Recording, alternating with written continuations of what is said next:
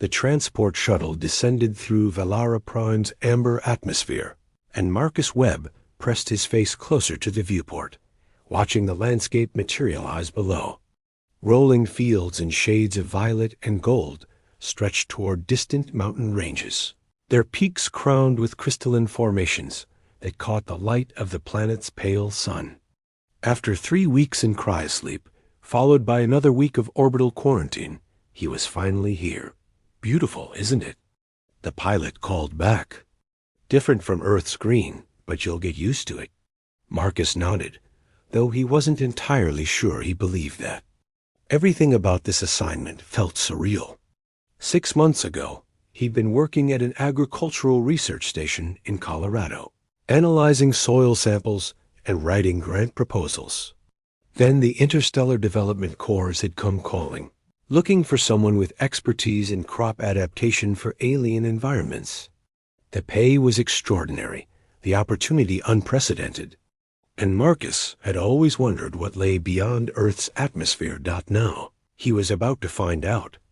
The shuttle touched down at a small landing pad on the outskirts of Kestara village, the settlement where he'd be stationed. Marcus gathered his belongings, which consisted mainly of sampling equipment and personal effects, and descended the ramp into Valara's gravity. It felt slightly lighter than Earth's, making each step feel oddly buoyant. A small group waited near the landing pad. Marcus recognized the species immediately from his briefing materials. Valerians stood roughly human height, with skin in shades ranging from deep indigo to soft lavender. Their most distinctive feature was the bioluminescent patterns that traced along their forearms and temples, pulsing gently with their heartbeats. They had large, dark eyes without visible pupils, and their movements possessed a fluid grace that reminded Marcus of dancers. Marcus Webb? One of them stepped forward, a female Valerian with skin the color of twilight and silver patterns that glowed softly. She wore practical clothing in earth tones, clearly designed for outdoor work. "That's me," Marcus replied, extending his hand in greeting before remembering that handshakes might not be a Valerian custom. He awkwardly lowered it. The Valerian's expression was difficult to read, but she inclined her head. "I am Sivara, your liaison officer. I'll be assisting you with your work here and helping you navigate our customs." "Pleased to meet you," Marcus said. Something about her voice was melodic, with an accent that made certain syllables linger. "Come." Sivara gestured toward a path leading into the village. "We've prepared quarters for you, and there's time to settle in before the evening festival." "Festival?" Marcus asked, falling into step beside her. The other Valerians dispersed, though he caught them stealing curious glances at him. "The harvest moon celebration," Sivara explained. "It occurs once every 3 local months, marking the gathering of our primary grain crop. It's fortuitous timing. You'll learn much about our agricultural practices tonight." As they walked through the village, Marcus took in his surroundings. The architecture was unlike anything he'd seen. Buildings seemed to grow from the ground itself, their walls made of compressed plant fiber and earth, with living vines incorporated into the structure. Bioluminescent fungi provided soft lighting along pathways, and the air carried the scent of something sweet and spicy, like cinnamon mixed with vanilla. Valerians paused in their activities to watch him pass. Marcus offered friendly nods, which seemed to confuse some of them. He made a mental note to ask Sivara about proper greetings. "Your quarters," Sivara announced, stopping before a small dome-shaped dwelling near the village center. "It's modest, but you'll have everything you need. Water comes from the central well, and I'll show you the facilities." The interior was indeed modest, but comfortable, with a sleeping platform, a work desk, and what appeared to be a food preparation area. Natural light filtered through translucent panels in the ceiling. "This is perfect," Marcus said genuinely. "Thank you, Sivara." She seemed pleased by his response, her luminescent patterns brightening slightly. "Rest for a while. I'll return at sunset to escort you to the festival. Please wear comfortable clothing." There will be much standing and walking. After she left, Marcus unpacked his belongings and changed into casual pants and a simple shirt. He tried to nap, but found himself too excited, so instead he reviewed his notes on Valerian agriculture. The crops here had evolved to thrive in soil with completely different mineral compositions than Earth's, and his job was to determine if any human crops could be adapted to grow here, potentially opening new trade opportunities. When Sivara returned, the sky had deepened to a rich purple, and the village had transformed. Strings of glowing lanterns connected buildings, and Marcus could hear music, rhythmic drumming accompanied by instruments that produced sounds like wind chimes. "Ready?" Sivara asked. She'd changed into more formal attire, a flowing garment that shimmered with threads matching her bioluminescent patterns. "You look beautiful," Marcus said, then immediately worried he'd been too forward. But Sivara's patterns brightened again, which he was beginning to recognize as a positive sign. The festival square was packed with Valerians of all ages. Tables groaned under the weight of unfamiliar foods, and the air thrummed with energy and celebration. Children chased each other between groups of adults, their patterns flickering rapidly with excitement. Sivara guided Marcus through the crowd, introducing him to various villagers. Each greeting involved a slight bow, which Marcus carefully mimicked. Elder Torim, the village leader, welcomed him with a short speech about the importance of cooperation between worlds. "You honor us with your presence, Marcus Webb," Torim concluded. "May your work here bear abundant fruit."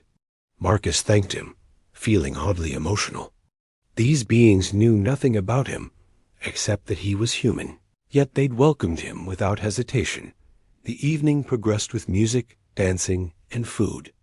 Sivara explained various dishes, helping Marcus identify which ones his human digestive system could safely handle. Some were delicious, others challengingly strange, but Marcus tried everything offered Dot as the moon rose. A hush fell over the gathering. Elder Torim raised his hands, and the crowd formed a loose circle around the square's perimeter. "The time of recognition," Sivara whispered to Marcus. "Watch." Valerians began approaching each other, performing what looked like intimate gestures. Marcus watched as one pressed their forehead firmly against another's, holding the position for several heartbeats. Others touched palms or placed hands over each other's hearts. Each gesture was met with reciprocation, and the patterns on their skin would pulse in synchronization. "It's how we acknowledge our connections," Sivara explained softly. "The pressure and duration communicate respect, affection, gratitude. It's the foundation of our social bonds. Like hugging for humans," Marcus offered. "Perhaps," Sivara said, though she seemed uncertain. Then, to Marcus's surprise, Sivara turned to face him fully. Her expression was serious, formal even. She raised both hands, placing them gently on his shoulders. And before Marcus could process what was happening, she leaned forward and pressed her forehead firmly against his dot. The pressure was substantial, almost aggressive to Marcus's perception. Instinct took over, and he jerked backward, his hands coming up to push against her shoulders. "Whoa, hey," he blurted out. Sivara stumbled back, her eyes wide with shock. The luminescent patterns on her skin flickered erratically, and Marcus realized with horror that the entire gathering had fallen silent. Every Valerian in the square was staring at them. "I'm sorry," Marcus stammered. "I didn't mean to. You surprised me." But Sivara had already turned away, her posture rigid with what could only be mortification. She walked quickly toward the edge of the square, disappearing into the shadows between buildings. Elder Torim approached, his weathered face grave. "Marcus Webb, I believe there has been a misunderstanding." "What did I do wrong?" Marcus asked, his stomach sinking. "Officer Sivara was offering you the greeting of honored welcome," Torim explained. "It is reserved for those we hold in highest regard. To push away such an offer is to reject not only the gesture, but the person offering it. You have, inadvertently, insulted her deeply before the entire community. Marcus felt the blood drain from his face. I didn't know. I thought she was. I don't know what I thought. Where I'm from, someone pressing their head against yours isn't usually friendly. Tareem's expression softened slightly. Your briefing materials did not include this information? If they did, I missed it, Marcus admitted miserably. I need to find her. I need to apologize. Give her time, Tareem advised. This is a profound embarrassment for her. Among our people, to have such a gesture refused is... He paused, searching for words. It calls into question one's judgment and worth. Marcus ran a hand through his hair, anxiety churning in his gut. His first night on Velara, and he'd already managed to humiliate the one person assigned to help him navigate this alien world. Some ambassador for humanity he was turning out to be. The festival continued around them, but the joyous atmosphere had dimmed. Marcus noticed Valerians whispering, casting glances his way. He felt like a child who'd broken something precious and irreplaceable. What can I do? He asked Tareem. The elder considered this. Tomorrow, when emotions have cooled, you should seek her out. Explain your ignorance, yes, but more importantly, demonstrate your willingness to learn. Words are wind, Marcus Webb. Among Valerians, it is action and touch that carry truth. Marcus nodded, though he had no idea how to translate that advice into actual steps. As the festival gradually resumed its rhythm, he slipped away to his quarters, his mind replaying the moment over and over.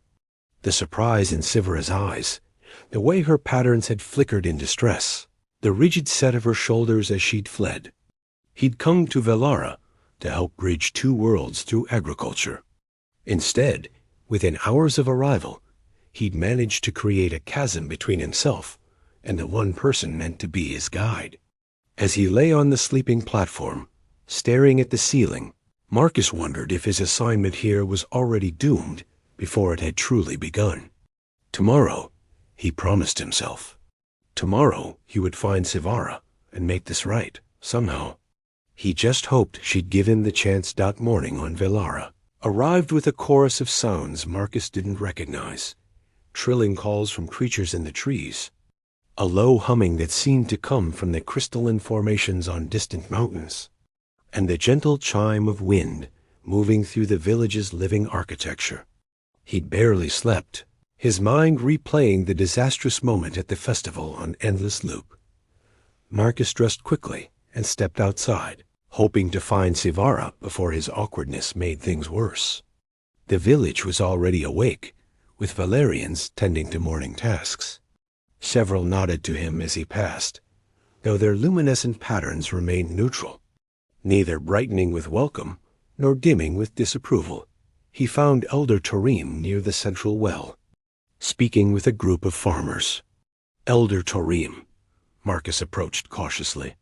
I'm looking for Sivara. Do you know where I might find her? The old Valerian regarded him thoughtfully. She will be at the experimental gardens on the eastern edge of the village. It is where she goes to find peace. He paused and added, tread carefully. Marcus Webb, second wounds hurt deeper than first ones. Marcus thanked him and followed the directions, walking through narrow pathways between buildings until the structures gave way to open land. The experimental gardens stretched before him, a patchwork of different colored crops in various stages of growth. In the center, he spotted Sivara kneeling beside a row of plants, her hands working soil around their bases. As he approached, her shoulders tensed, though she didn't turn around. Sivara, he began, stopping a few paces away. I need to apologize for last night. There's no need, she replied, her voice carefully neutral. You are an off-worlder. Our customs are strange to you. That's not an excuse for my reaction, Marcus insisted. I embarrassed you in front of your entire community because I was ignorant. I'm truly sorry. Sivara finally turned to face him, and Marcus could see the faint traces of distress in the way her patterns pulsed irregularly. Your instincts are not your fault. If anything, I should have warned you. I assumed the cultural briefings would have covered touch protocols. They probably did, and I probably skimmed over them because I was too focused on the agricultural data, Marcus admitted. Look, I know words don't mean much in your culture, but I want to learn. I want to understand how to communicate properly with you and everyone here. Something shifted in Sivara's expression, a softening around her large, dark eyes. You wish to learn touch language? If you're willing to teach me, Marcus said. I can't promise I won't make more mistakes, but I'll try my best. For a long moment, Sivara studied him. Then, slowly, she nodded. Very well, but we should start with the basics. Come, sit with me. They settled on the ground near the garden beds, and Sivara brushed dirt from her hands. Touch is how Valerians communicate what cannot be said with words alone. The location, pressure, and duration all carry meaning. What you experienced last night was the forehead press, which indicates highest respect and welcome. It's quite formal, and I shoved you away like you were attacking me, Marcus said, wincing at the memory. Your reaction suggested you felt threatened, Sivara acknowledged. Among my people, that would imply I had given you reason to fear me, which is humiliating for both parties. I didn't feel threatened by you, Marcus said quickly. I was just startled. Humans don't really do that kind of thing with strangers. Sivara tilted her head, curious. Then how do humans show respect? Handshakes, mostly. Sometimes a nod, or formal words. We're not really a touch-based species, except with people we're close to. How lonely that must be, Sivara murmured. And Marcus heard genuine sympathy in her voice. They sat in comfortable silence for a moment, watching small insect-like creatures flit between the crops. Then Sivara spoke again. There are other gestures you should know. May I demonstrate? Please, Marcus said. Iva held up her hand, palm forward. This is a neutral greeting, appropriate between acquaintances. You mirror it, palm to palm, without touching. She demonstrated, and Marcus mimicked the gesture, their palms hovering a finger's width apart. When the palms do touch, it becomes more familiar, appropriate between friends. She pressed her palm gently against his, and Marcus felt the warmth of her skin, smoother than human skin, but with a subtle texture like fine suede. Her luminescent patterns brightened slightly. The firmer the pressure, the deeper the connection being acknowledged, she continued, pressing more firmly. Her patterns pulsed in a slow, steady rhythm that Marcus found oddly hypnotic. What about other touches? He asked, acutely aware that he should probably pull his hand away, but not quite wanting to. Sivara withdrew her hand, and Marcus felt an unexpected sense of loss. A touch to the shoulder indicates support or encouragement. To the upper arm suggests concern. To the chest, over the heart, expresses deep care or affection. She demonstrated each on herself, her fingers moving gracefully. And the neck? Marcus asked, remembering something from his cultural briefings that he'd barely registered at the time. Sivara's patterns flickered, and she looked away. The neck is ... intimate, the base of the neck, especially. It's not touched casually. What does it mean? It depends on context, she said carefully. Between family members, it expresses profound love. Between friends, absolute trust. Between potential partners, ... double quotes, she trailed off. What? Marcus prompted gently. It's a courtship gesture, Sivara finished quietly. The beginning of pair bonding. Marcus absorbed this, his mind racing. I'll make sure to avoid accidentally touching anyone's neck then. That would be wise, Sivara agreed, though her tone carried a hint of something he couldn't quite identify. Disappointment? Regret? They spent the next hour in the gardens, with Sivara showing Marcus the various experimental crops and explaining their properties. She was passionate about her work, her patterns brightening as she described cross-pollination techniques and soil enrichment methods. Marcus found himself drawn not just to her knowledge, but to the way she moved through the garden, graceful and purposeful, completely in her element. This one, Sivara indicated a plant with deep purple leaves, has been particularly challenging. It needs specific mineral ratios we can't quite achieve. Marcus knelt beside it, examining the leaves. What if you tried a sulfur-based amendment? We use something similar on Earth for alkaline-sensitive crops. Sivara's patterns pulsed rapidly, a sign of excitement he was learning to recognize. I hadn't considered that. Do you think it would work? We could try a small test plot, Marcus suggested. I brought samples of various Earth amendments. We could experiment.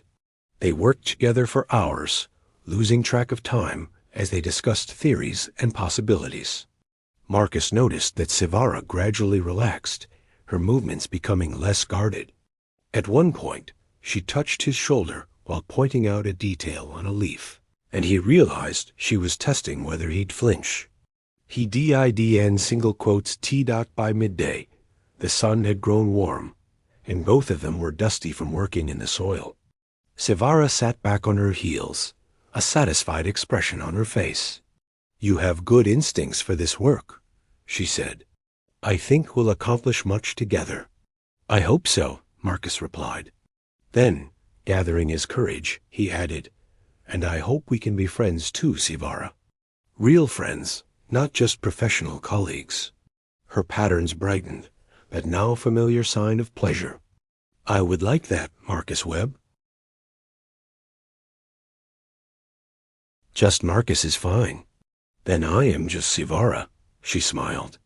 An expression that was surprisingly similar to human smiling, though the bioluminescent patterns added an extra dimension of warmth. A young Valerian suddenly burst into the garden, his patterns flickering with youthful energy.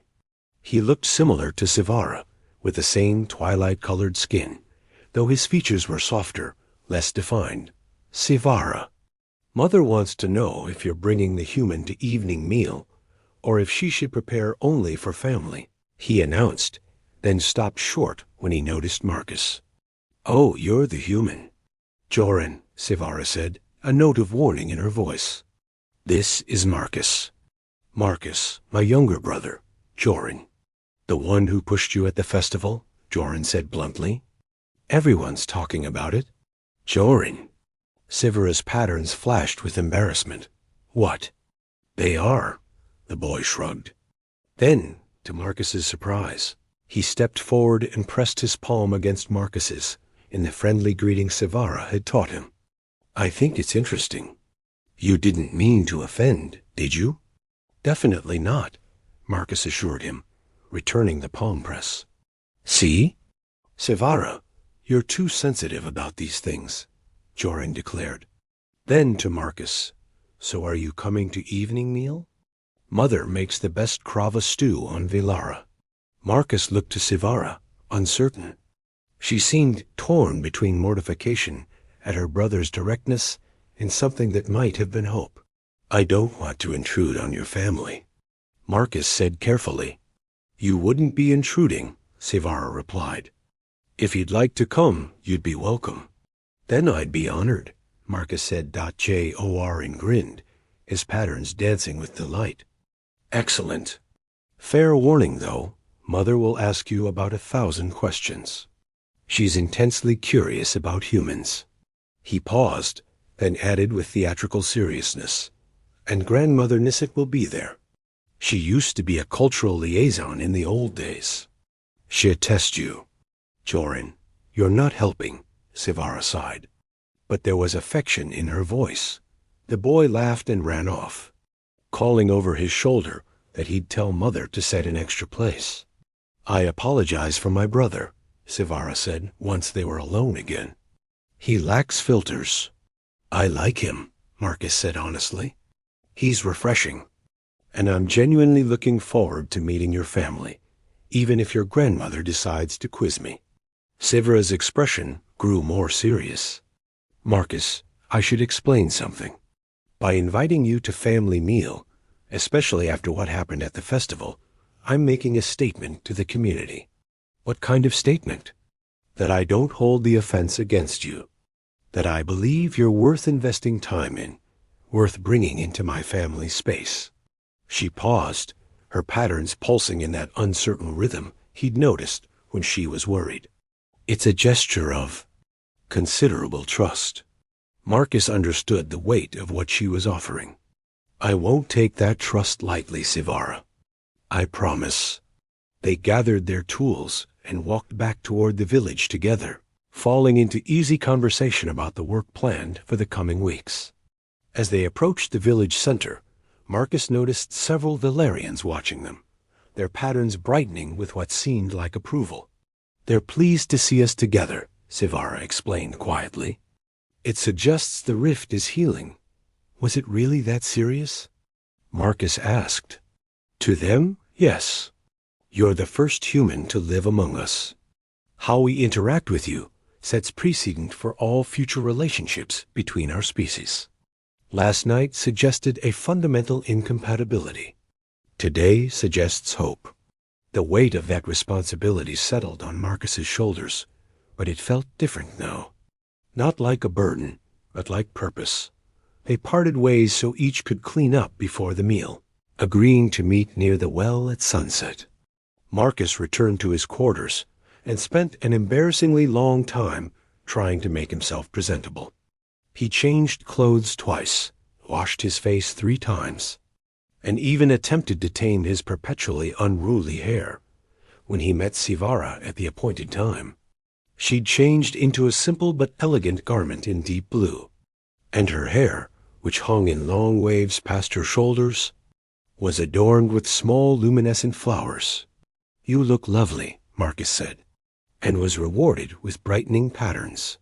You look quite presentable yourself, she replied, amusement in her voice.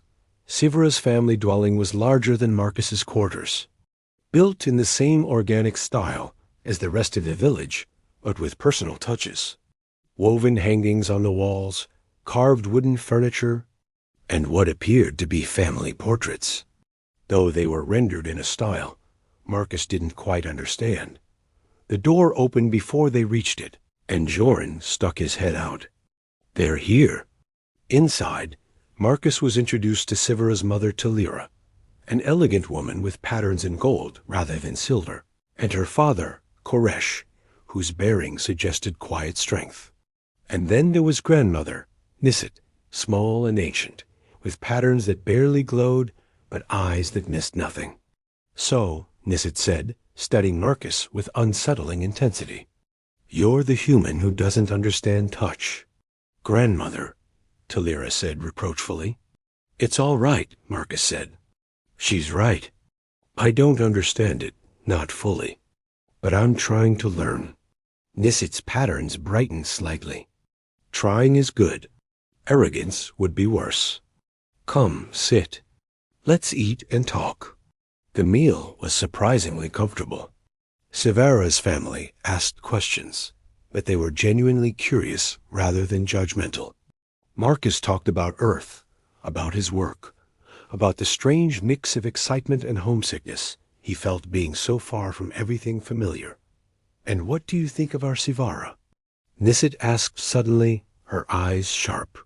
Grandmother. Sivara protested, her patterns flickering with embarrassment. What? It's a fair question, the old woman said innocently. Marcus met Sivara's eyes across the table, seeing the mixture of mortification and curiosity there. I think she's brilliant, he said honestly. Patient with my ignorance, passionate about her work, and kind even when she had every right not to be. The silence that followed was charged, and Marcus noticed Talira and Koresh exchanging meaningful glances. A good answer, Nisit finally pronounced. Honest words supported by honest action. You'll do, human. As the evening progressed, Marcus began to understand the complexity of Valerian family dynamics. Touch was constant. Hands on shoulders, brief forehead presses, palms touching in passing. It was a language of continuous connection, and Marcus found himself charmed by the warmth of it.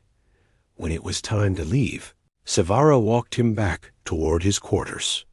The village was quiet under the stars, which were different constellations than Earth's, but no less beautiful. Your family is wonderful, Marcus said. They liked you, Savara replied. Especially grandmother, which is significant. She doesn't warm to people easily. They reached Marcus's dwelling and stopped outside. The moment felt weighted with significance, though Marcus wasn't sure why. Thank you for today, he said. For giving me another chance. For teaching me. Thank you for being willing to learn, Savara replied. Not everyone would be. They stood there, neither quite ready to part. Then, moving slowly enough that Marcus could stop her if he wanted, Savara reached out and touched the base of his neck, her fingers gentle against his skin. Marcus went very still, remembering what she'd said earlier. Courtship gesture. The beginning of pair bonding. Savara's eyes were wide, vulnerable. I know it's too soon, she whispered. I know we barely know each other, but I feel something when I'm with you, Marcus. Something I've never felt before. Marcus's heart was pounding. This was insane. They'd known each other for less than 2 days. They were different species, from different worlds. There were 1,000 reasons this was a terrible idea. But when he reached up and gently covered her hand with his own, keeping her fingers pressed against his neck, none of those reasons seemed to matter. I feel it too, he admitted. They stood like that for a long moment, connected by that simple touch, patterns and heartbeats pulsing in rhythm. Then Savara slowly withdrew her hand, though her fingers trailed along his skin as she did. Good night. Marcus Webb, she said softly. Good night. Savara. He watched her walk away, her silhouette luminescent in the darkness. As he entered his quarters, Marcus realized that everything had changed. He'd come to Valara to work with crops, to build agricultural partnerships. Instead, he was falling for a woman from another world, and he had absolutely no idea what to do about it.